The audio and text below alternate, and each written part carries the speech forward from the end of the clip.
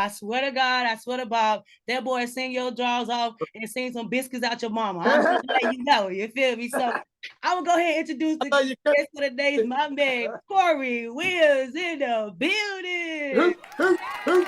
Hey, good Corey, how you feeling, bro? I'm happy to be here. First of all, God bless you and your endeavors and all that you're doing, because even as an artist, we can't do nothing without people like you that helps promote us as well. So it's a joint thing. You know what I'm saying? No matter how big or how small. So I'm also blessed to be on your establishment as well. So welcome to you as well. Thank you.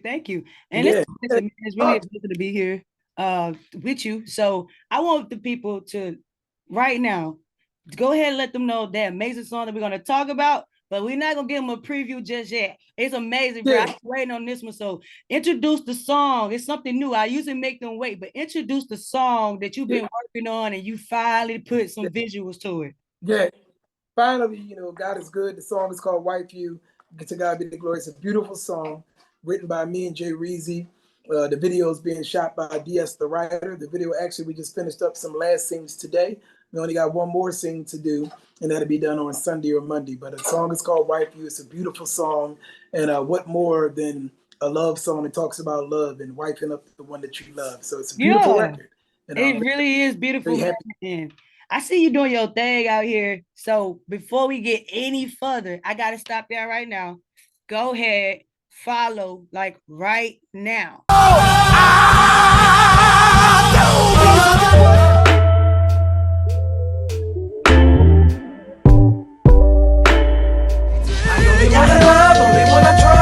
I wanna make you smile and give you the best of my love. Give you follow. Let them know the King of Hooks. Let them know. Hey man, but let everybody know how this journey actually started for the King of Hooks. Who is the King of Hooks? Well, okay, I like that question too. So, you know, number one, King of Hooks is God-fearing, first and foremost of everything. King of Hooks is a family man, second foremost of everything. I mean, all about family, you know, all family. I think family is important. I mean, just all your family, cousins, grandmas, whoever, because without family, you know, tradition don't keep going on, the legacy don't keep going on, and that's the thing that keep love. All right, so that's those two out the way.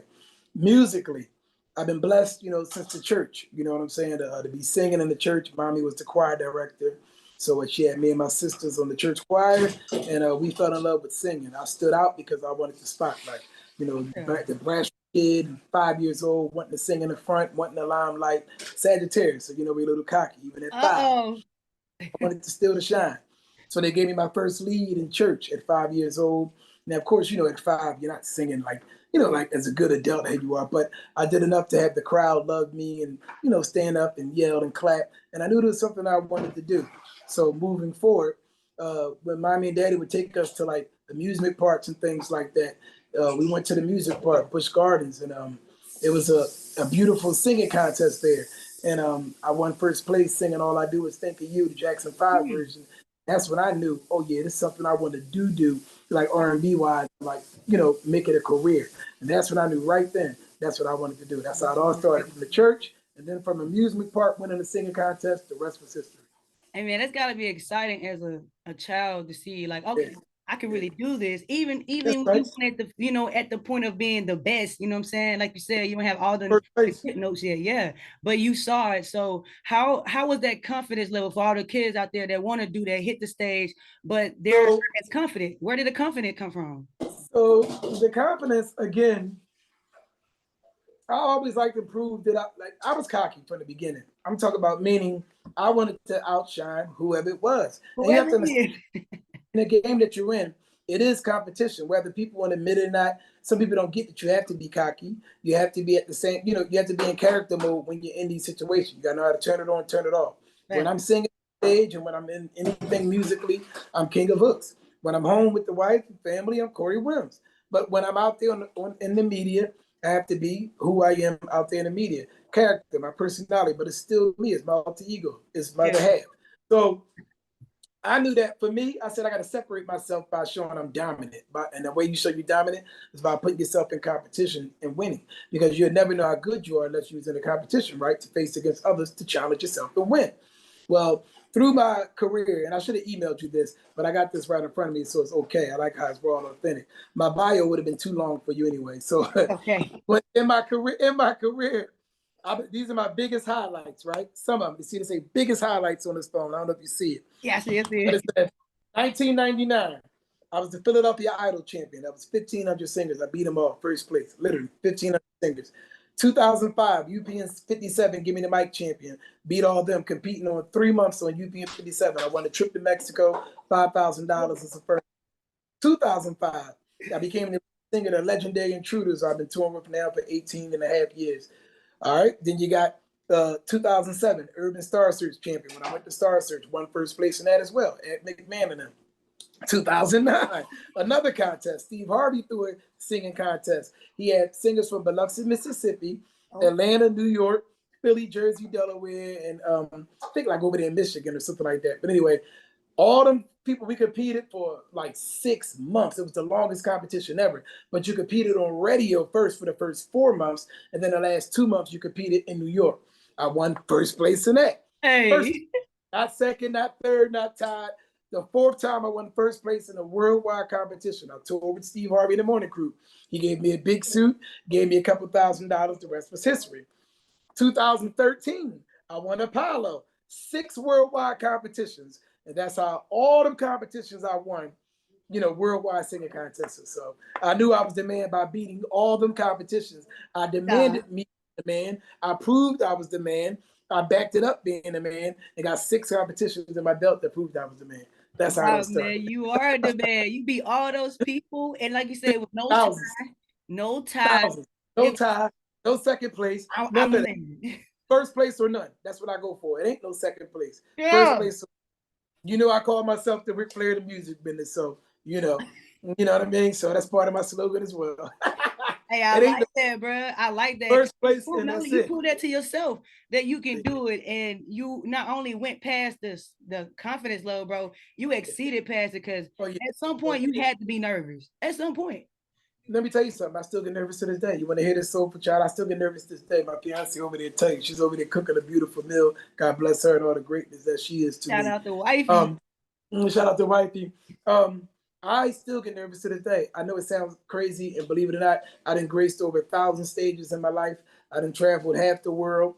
I done did it all, and still get nervous to this day because sometimes when you get up there, you still get a still freeze moment where you're like, oh gosh, I can't believe it. It's like, it's not just scared.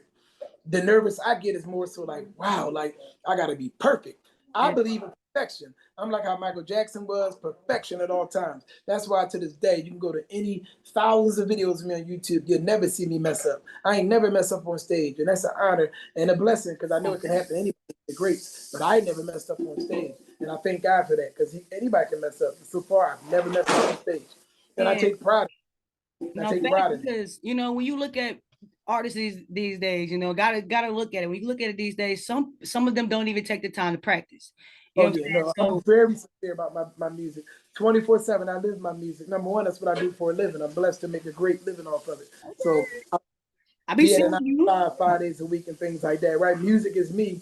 Every week, I'm on the road every month somewhere singing, and I'm blessed to cut hooks with rappers every month. So we do all right. You know what I mean? With God's grace. Yeah, and I saw also you met wifey in the mix of this journey. So how was that? You made a song called Wife You, and you actually make that bond with somebody. Did the video shoot today. We just did her scene. She was in the video today. Just doing something just today. Early. If you go on my stories when you get a minute, we just did some scenes today, and God is good. And she's a treasure. You know what I mean? I get on her nerves sometimes, I'm sure, but she can get on my nerves a little bit sometimes too. That's part of it. She don't really do much. It's more so probably me, my loud mouth, but that's me.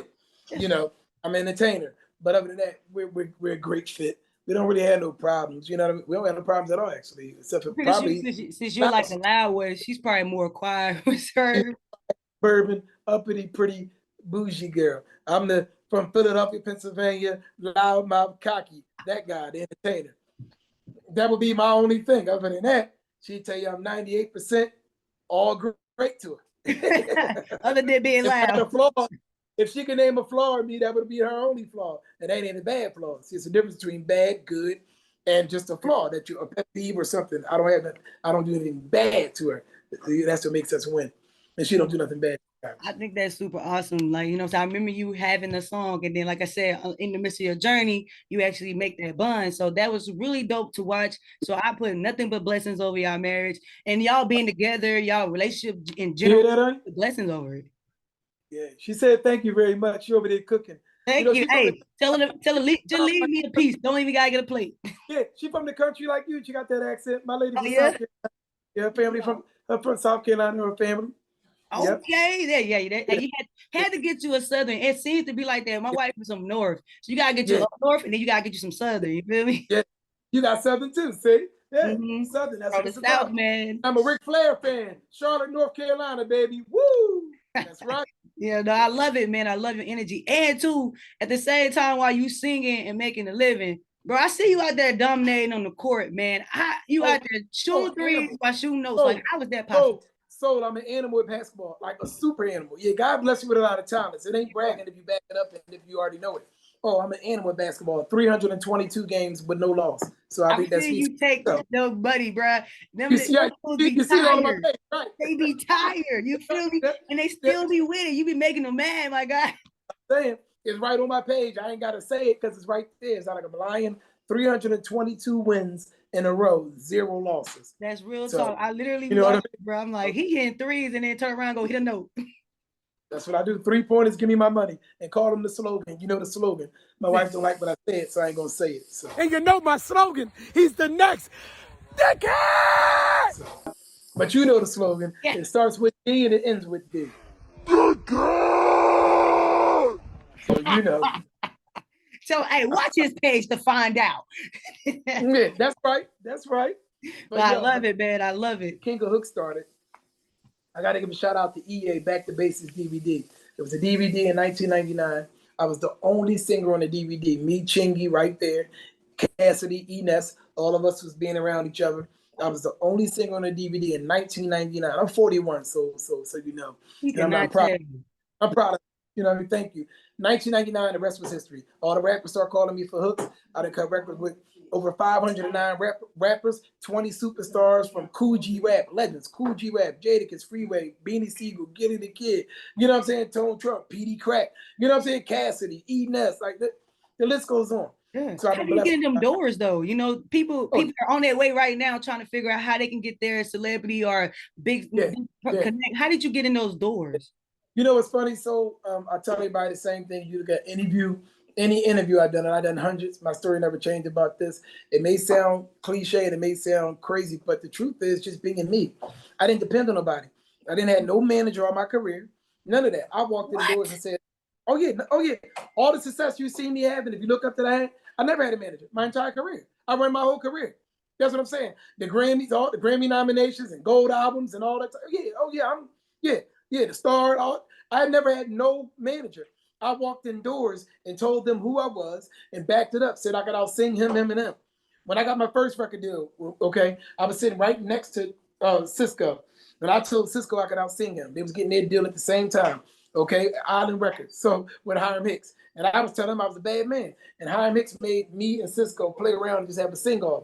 And at that time, I did some KC, JoJo, and I did some Jackson 5 stuff. It was just dope. We had fun. He signed us both, put me in a group called Dark Secret. We toured for like 6 months, made a little couple of dollars, then we broke off. Then I went to the group No Question. We had a gold album. I went to the group No Question. We had 4 years as a group. We had a gold album with a hit song, I Don't Care What Your Mama Say.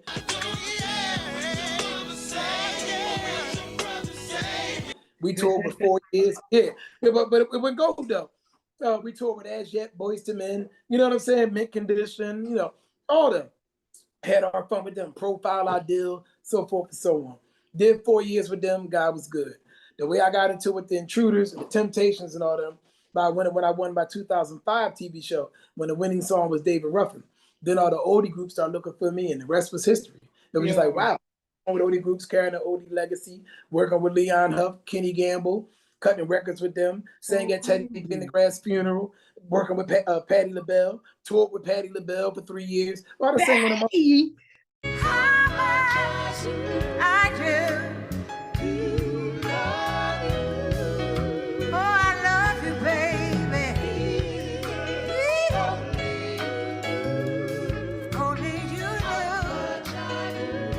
Oh yeah, so I sang with them all. My resume is beyond. I get super beyond to only be 41. I probably done what a lot of 80-year-olds done in the music business, and I'm only 41.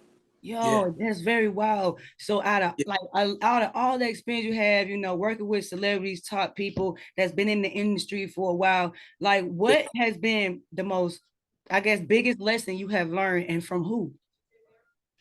The biggest lesson I learned from Teddy Pendergrass and them. I could say Otis from the Temptations when I toured single with him. So I'm gonna say both of them. The reason why I say both of them is because they both taught me this. Don't sing a damn thing without getting your money first. That's what they taught me. So you have to understand, I'm giving you straight knowledge. When I go see I stay busy, it speaks for itself. I always get my money before I hit stage. I won't even open my mouth till I hit money before I hit stage. Marvin Gaye used to say that. Sam Cooke used to say that. Otis from the Temptations taught me that. Urban Mears from the Intruders taught me that. So forth and so on. I don't open my mouth anywhere I go. When you see me outside and he posts on my page, every time I go outside, it's a check. Hear what I'm telling you? Such as, something as a date with my wife. When you see me doing interviews and pop up here and there, it's always a check. I don't do nothing without a check. Why? Because I know that my name and my face is worth money. When you understand who you are and what you're worth, you'll put a price tag on it to come out and make yourself available. They taught me that your haircut costs money. Do it not? Don't I always stay fly and flashy? Am I not one of the best dressed? Yeah, no, you are. Stay fly. So that costs me money. Gas, tolls, right? I live out of state. You don't know where I live. You see what I'm saying? Yeah. But so when you're driving back and forth, gas, tolls, you want to look good, smell good, eat, different things. They said put all that stuff in your fee besides the price tag that you charge to go ahead and charge to sing, whatever it is. They taught me that. So the lesson again, don't sing before you get your money. Period. So hey, did you ever get into people like once you took that mindset, like I'm not singing until I get my money before I get on stage. Yeah. You ever had anybody that knew you like funny? Never you know what I'm saying? He think he all that. Cocky. I used to be called all them type things, but guess what? Can I tell you something, pretty lady? They all still booked me, didn't they? They all put me. You know what I'm saying? They watching you. They might have said he cocky. Oh man, he think he all that, but guess what? They paid me that money right before I went on stage and I did that show. And they called me back to do it again. So I wasn't too cocky. Hey, and like you said, when you know your worth, your worth. It's unlimited. I done traveled half the world for 23 years and I'm only 41. Don't work a 9 to 5. Live okay. Make good money all year long. We good. I tour every month. It ain't a month to go by I don't tour. From with the older groups to myself. We just did a sold out show with Writing Divine 3 weeks ago. This and that. Like I still get calls to do solo big things. Got the national anthem coming up, the Sixers game, when that come up. There's just so many different things. I did the Phillies game national anthem, sold out. That's 50,000 people in the stadium. Yeah. Like you see what I'm saying? A lot of stuff that people doing now I already did. It's just at that time it wasn't social media. See, when I was 18, 19, and 20, 23, and 24, wasn't no social media. So don't forget that. It wasn't. And see what I'm saying? I was gonna say that you're doing all this. Right. We had to have it on. We had to tape it with our phones. Have it on VHS tape. Help somebody record you. Take little pictures with Kodak cameras and save the picture, but no recording. Yeah. You see what I'm saying? Yeah, you were all the way back. Right. When I toured with Gerald Levert, God rest his soul, he was the first person I ever seen with an elevator in his mansion, ever. And guess what? Wasn't no video, wasn't no phones with no cameras then. So I had to take just regular pictures. Got them in the basement in the archive, but that's it. I done got over 45 awards, 11 times best male R&B singer in 5 different states. We're pretty successful over here. Yeah, you are, man. And those titles, you say you got Grammys too, so how was that? Nominated Grammys. Sorry, how was that feeling your first time getting nominated for a Grammy? Well, I tell you this, it was beyond what words can explain, because anytime you get nominated for a Grammy, anytime you receive a Hollywood star in Hollywood, anytime you receive anything in the NAACP, these are like the biggest honors you can get in music. I'm saying. And so even if I didn't win it, to be nominated, I was nominated over, let's say, 50,000 singers, or you know what I'm saying? So to be nominated was just like, wow, to be in the ambiance and in the atmosphere, to be at the parties, to be and everybody recognize you, shaking your hand, congrats on the nomination and stuff like that. It's like, wow. See, I don't even know if you know Soul Food Show. I got a song with Erykah Badu. It's called Coming Closer. You can look it up. Right. I know you like that. I cut that with her when I was 17 and a half. It's called Coming Closer. You can type it into the thing on Apple. Hey, you said it's called Coming Closer? Coming Closer. That's what Nobody get around, yeah. Are you thinking, baby? Come here, baby. Come here, real close. I'm saying. I was Put cutting it songs right here. like that when I was 17 and a half years old. I was working with Kevon Edmonds, Babyface brother, when I was 19. The Roots, you know what I'm saying? The list goes on and on and on. You see what I'm saying? I was born in 93, so you had lived almost all of that, and I was just this is what I'm saying. Working with them all. I had deals with Iron Mix, Island Records, Rough Nation, Philly International, and now the deal I got now through Sony is all for me to keep all. See, let me school you on this one too before you go. The deal I have now is a writer's deal with Sony. Not a major record deal no more. Them deals are done. If you know the game, God bless you. If you know the game, them deals are done. Unless you do a lot of things or sell yourself in certain situations. Yeah. So the way I work is I get points and percentage off my hooks. And I tour all the time with my oldie groups because I'm the lead and the co-manager of all the groups. So I own 80% of all the rights. So when every time I hit the stage, I get 60 or more % of the money. So you see what I'm trying to say? So we good over here. Yeah. All the hooks, I keep all my. I don't have to keep the record. I get percentages off the record sales, but I get some of the streams that are worldwide, movie soundtracks, all of that, all the above. So that's why we're pretty good over here. You know what I'm saying? It's not about trying to be a millionaire no more. It's just trying to be set. If you ain't got to work a 9 to 5, you're doing good. You're doing good. Would you agree? Houses and cars and all that type of stuff, which we literally have, you're doing good. No, and you don't have to work a 9 to 5. What would you say to artists right now that wants to, like you say, hit those big stages, but they still looking at, I got to get a major deal. I got to get on with this major. Right now, what advice would you tell them? I'm gonna tell them right now, pretty lady, it's no more major deals no more. You have to be because we're in a new digital world and media and so because we're in this time, in order for you to get a record deal now, the record company expects you to do 3 times what they would have wanted us to do back in my era, in my 19 and 20-year-old days. Because back then when they were selling CDs, they would be able to they was willing to pay for the promotion. They was willing to pay for, all the hard work and marketing and all they wanted you to do was just sing. And we'll give you some ends off of your tour money. Now they want you to get 1 million subscribers. They want you to get 1 million views on this hit before you bring it to me. Do you know that Sony Records and Def Jam Records, I know 2 people in there personally well, from Sylvia, Rome, and all of them. They say they don't even look at a person that sends them a record unless it has over 1 million bytes on it, which is 1 million streams or 1 million downloads. Over 1 million. You know why? Let me learn you something. 1 million downloads, right? Watch this. It's only $10,000 for an artist. Did you know that these days? Where back then, if a person sold 1 million downloads, right? If you bought my song 1 million times $9.99, I made $9 million. No thanks. So get his percentage, the record company get his percentage, and I get the rest of it. Whatever my percentage is, 20%, 30%, whatever our record deal is. But if nowadays with the streaming doing 1 million, and I'm only getting a couple $1,000s off that 1 million, where's the rest of the money going to? It's going to the streaming site that's doing your download. It's going to the record company, and it's going to your manager. So I say go back to your question, because I don't think I'm going back around it. I would tell them, do as much footwork as you can first, and try to be as best as you can. Solidify yourself as independent as much as you can to make sure you get your residuals. If you get nobody signing you no more. Do you hear anybody getting any record deals anymore? If you really think about it, look around. Not that I know. I don't know if I get record deals. Pay attention to this, pretty lady. The people getting record deals now are those who are already on and putting their friends on. Do you get what I'm saying? Rick Ross and them can start their label, so they'll put their own friends. You get it? This and that person to start the label, they put their own friends on. No majors are giving labels on. Why do you think you hear Sony and then you hear somebody say, I'm signed through Sony? You get what I'm signed through Sony Orc. I'm signed through Sony. It's something, boom, boom, boom. Sony is the head because they get all that real money. And then they'll give you an independent deal to start your label under that. Guys like Rick Ross's and T.I. and Drake and all them who got labels under them labels. So yes, they big, so they can start putting their own labels. Why even they all start putting all their homies? They start, so you know what I'm saying? Be independent as much as you can. Make yourself available. Make yourself world-renowned enough to where you can make moves for yourself. That's the best way you could be, because there's not no record deals coming out these days unless you're doing over 1 million something. You know what I'm saying? Yeah.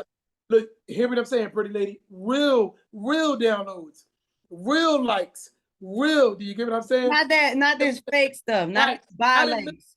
But they could go through and see that 400,000 of them were fake. Do you get it? You got people from Yugoslavia, all this Pac-Man on your friend list. You don't know nobody, no damn Yugoslavia, you from Philly. Stop it.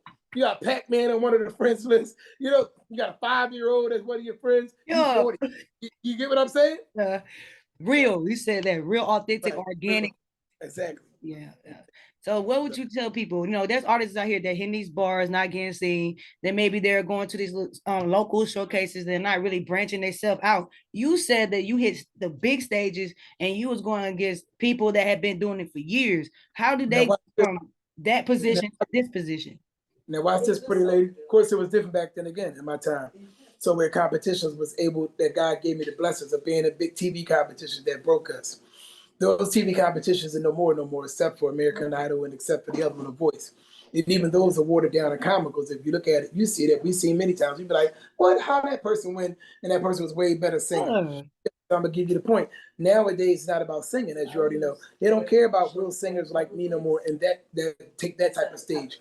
They want the dimmed down bubblegum type stuff. They want a catchy beat, something that kids can bounce to. They don't even care. You can out sing probably 90% of them, but if that little one over there got a catchy, just a jingle song that's twinkle that they think they can make money off, they're going to go with that first. So back to your question, I would say to them, since it's not competitions like that no more, they got to put themselves in the places. Go to the places where it's popping at. Go to the Miami where Ross and them at. Go back to New York, the foundation of the roots of music. Some people say, oh, that used to be popping. No, New York has Sony Records right there, Def Jam right there, Arista right there. So I don't know what you mean used to. They're still the head. Go to the places where it's at. New York. Go to Michigan. Go to Chicago. Go to Detroit. Go to New York. Go to the places where they're at and stamp yourself in every damn face that you can stamp yourself in. Promote yourself as much as you can. Give out your business card. Stop trying to sell your merchandise. Give it out because they don't have to buy it if they don't know you. Yeah. Give some out. Try to sell some. If they don't buy it, give it out. Somebody may hear you. You may get lucky. See what I'm saying? Go to sit down and get emailed. Being on Instagram all day long, email 1,000 producers a day. How about that? If you can tweet and watch how many likes you get a day, email 1,000 producers a day. And 1,000 producers you can email a day in 1 hour, right? Because it only takes what? A second to email, right? So let me send 1,000 email to 1,000 producers. Let me go ahead and email 1,000 200 record companies a day, right? Get them mad at you. They're going to keep sending your email every day for 30 days. They keep saying the same damn person emailing my clerical office and my secretary to give me a chance to be heard or listened to or anything. Just pay attention to my page. Another thing, since you have social media that we did not have back then, we had to work harder because there wasn't no cameras in social media. Since you have social media, go on them Clubhouse pages and stuff like that. Get in touch with them people. Tag them artists that do watch their page, just like we do. Yes, they got millions of followers, but hey, if they keep seeing your black ass every single day, keep writing on their page for a whole 365 days, don't you think eventually they're going to notice you? See when they log on. See what time they usually post. Most people, successful people, post when? I'm going to give you this, morning and night. We post when we get up in the morning because we're about to start our day, and we post again at night before we close out our day. In the daytime, through the day, we're posting in the stories. Pay attention good. I'm telling you the game. Yo, this facts though, because you do it too. When you wake up in the morning, what's the first thing you do after you go pee or whatever you do? You look at your phone. Look at your phone before you even go pee. You see what I'm saying? You're going to post, talk about your day, da-da-da. I just gave your listeners probably about 8 different advices. No facts. I didn't have in my era. I had to work hard. DVDs, going to the disco lounges, going to the karaoke places, calling people out on the microphone. Wasn't recorded. Wasn't no social media. Meeting up at the corner. We're gonna battle right here. You see what I'm saying? Yeah. Going on Star Search, going on Apollo, going on UPN 57, calling up radio stations. Now I'm 41, been absolutely successful. That if God gave me nothing else musically right now, I've already won 45 awards, 11 times named Best Male R&B. Let's go. God is good. Let's go. Worldwide competition, 509 hooks with 509 hip hop artists, 20 superstars, nominated for Grammy, won awards, traveled half the world. So if he done nothing else, I've already done enough. Don't work a 9 to 5, on a beautiful big home, 2 of them, have a few cars, we're cool. Bro, I love it. I love this story. And before we even try to like get off or whatever, I really want to tap into again that song that we talked about in the beginning. I want to you a little bit.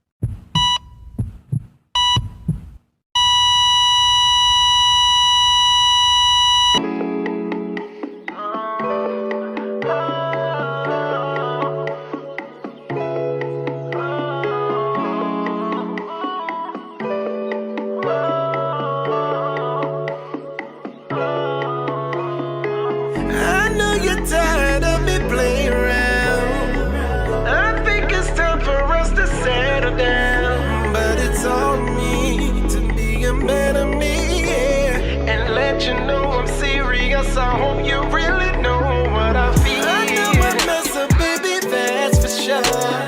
I do need you walking out that front door. Why did you make Wife You? And then why did you make the viewers wait so long for the visual? So watch this, and I can say this on my fiance right there. She ought to smile when I say this, but you know she's gonna try to play cool. That's what y'all do. The song Wife rolled down 3 years now. 3 years. Why I never put it out or did that? Because I didn't find my wife. You see what I'm saying? Wife You came out now because it was time because I found my wife. See what I'm saying? You did. I watched the whole thing. Right. You see, I've talked about it for 3 years, and thank you for that.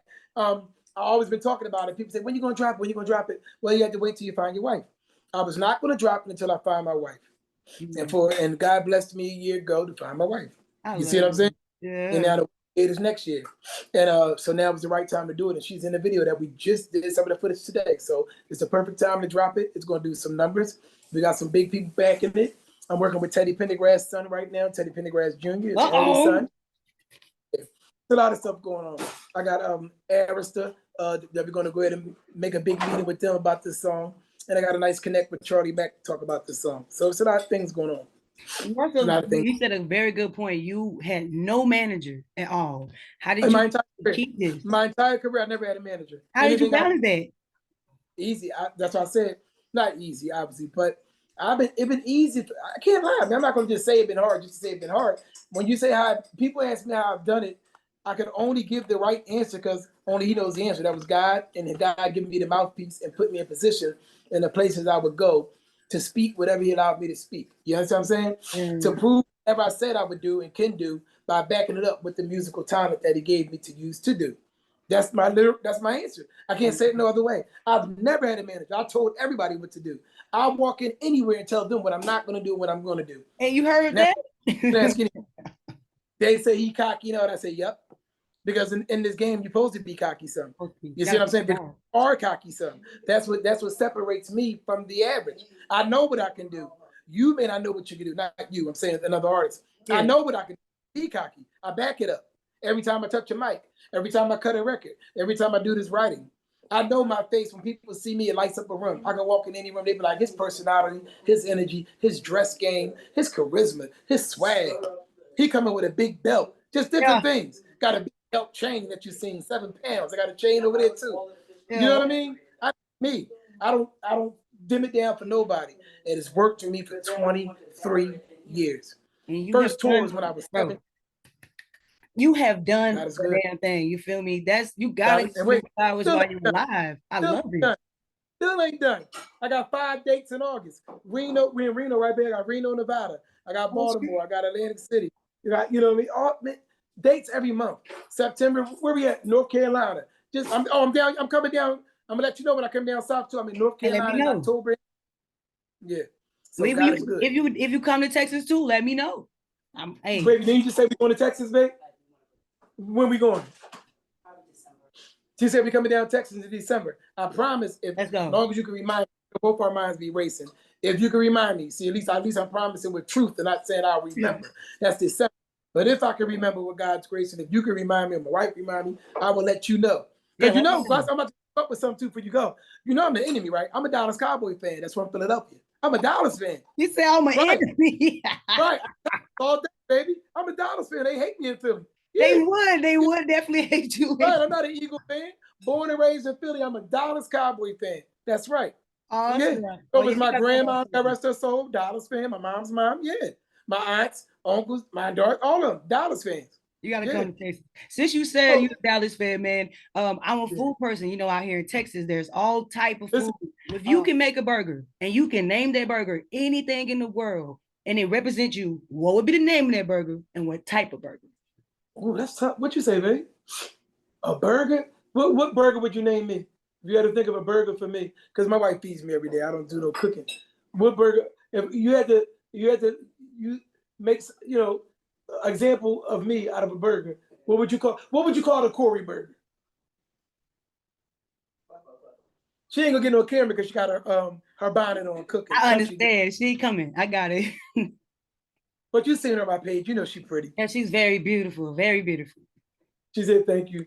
You are too." I told her you're very pretty. I love your skin. You got nice skin and nice smile. Thank you. You so yeah. But babe, go ahead and answer the question. What would you? She's better at that than me because she does all the cooking. If it was a burger made about me, what would be my burger? If we had to make a Corey burger, what would it be? A King of Hooks burger, what would it be? Spicy. She said definitely spicy, right? But what would you call it? Like what would be on it?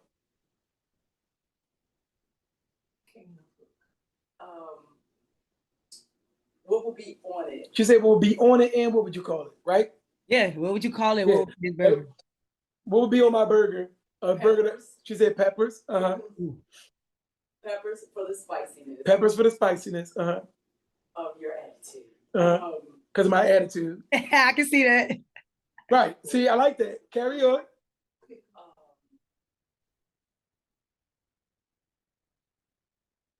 She ain't got all day. Okay. Okay. Thank you, Mama. Then she said, ain't eat a dot of hot sauce. We need hot sauce on there. And wait, and why the hot sauce? For what? For the flavor. Oh, that's just for the flavor. Oh, well, no, but that's She said the peppers for me for my attitude. Add hot sauce just for some flavor, more flavor. Bacon for the flavor. Bacon for the flavor.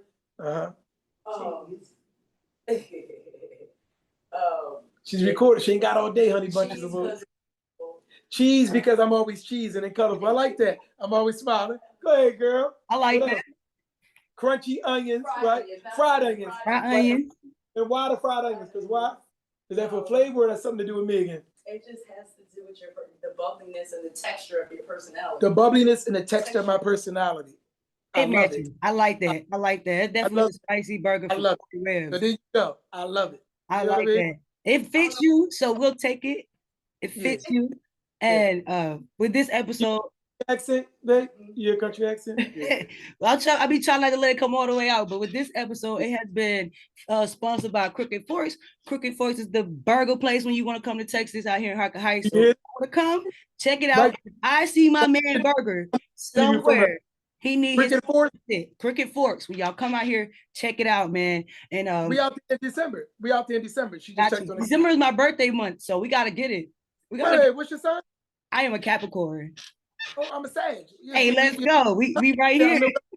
We get along. My mom and dad said, yeah. Let's get it, man. So I mean, it was a blast to be on here with you, and it was fun, man. It's fun. I've been waiting for this since we had got the song. So to see your journey, see your wife come to fruition. I love you too. You're so beautiful. Your smile, your personality too. See, people got to be able to match our vibe. When I go through your page and I see you doing it, you're always bubbly like me. We're full of life. We're loving people. If you cross us, you get a different side. That's everybody got two sides. It scares people. But other than that, we are loving people that want to just enjoy life and love everybody. Yeah. If you cross us, then you got to get the other side. That's another story. So you heard it here best with my man, Mr. Corey Wims. Y'all make sure you check him out. BG Podcast, baby. Baby. It's the sound of Philly, the king of hooks, the baddest soulful singer walking, the Ric Flair of the music business. Woo! Hey, BG Podcast, let's go. Hey, let's go. That was it right there. I'm sorry. That man put the sauce on it. Like I said, make sure y'all follow him. His information would be down here. So follow him. Go check him out. Mr. Corey Wims, king of hooks. One more shout out. Happy birthday to my best friend Jay Reezy. Today is his birthday. The king of writing R&B. And of course, my Intruders family will be got a show Sunday, who I'm always touring with, the Odie group. Thank you once again, my beautiful fiance. I don't tell her name on camera. Shout out to my beautiful fiance, my mother-in-law, father-in-law, all my family, fans, and you. Once again, God bless. Thank you. Thank you, man. We love you. And here today, podcast, man. We love you. Yeah. Corey loves you. You heard what I'm about to say. Let's get it and let's go. Let's go. Thanks, love. Thank you.